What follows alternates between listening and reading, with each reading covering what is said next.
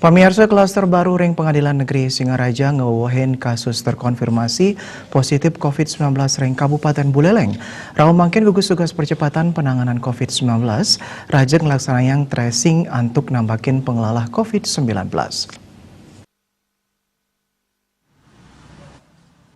Solas diri kejantenang terkonfirmasi positif COVID-19 ring kantor Pengadilan Negeri Buleleng, sani rauh mangkin kanton ke isolasi mandiri, santukan enten madue gejala. Ngelimbaknya nih klaster ring Pengadilan Negeri Buleleng, ngawinang ayahan tor makudang-kudang agenda sidang kehandegang kantos Kaliwuku Pungkuran.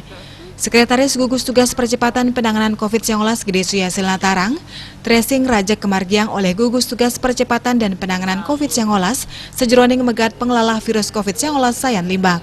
Nanging tracing nenten kelaksanayang ring perkantoran PN Singaraja.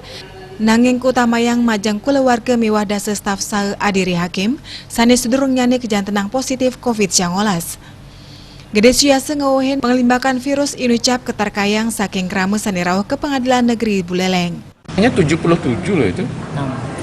77. Iya, 77 ya. Dari 77 11-nya positif. Nah, jadi sudah semuanya kita.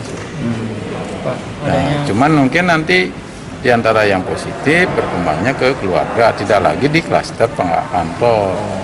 Apakah dia bergaul di luar, kan ini yang jadi berkembang. Sumber tertularnya ketemu apa? Ya? Setelah tracing juga. Ya, pengadilan kan menerima pelayanan publik yang begitu banyak setiap harinya. Kan bisa saja di antara yang datang itu bisa membawa virus kan ya. Untuk mendeteksi sebegitu banyak pengunjung gimana ya, tentu berpeluang. Makanya yang kita ketatkan adalah untuk pendisiplinan penerapan protokol kesehatan. Tiosan punike indik pengelimbakan kasus COVID-19 ring Buleleng, Gede Suyase maosang mawah kali dase kasus baru ring tanggal 3 dase siki Agustus nelintang. Manados wilangan kumulatif pasien terkonfirmasi COVID-19, 300 dase 6 diri miwah krame kenak 300 sekat diri. Komang Yuda, Bali TV.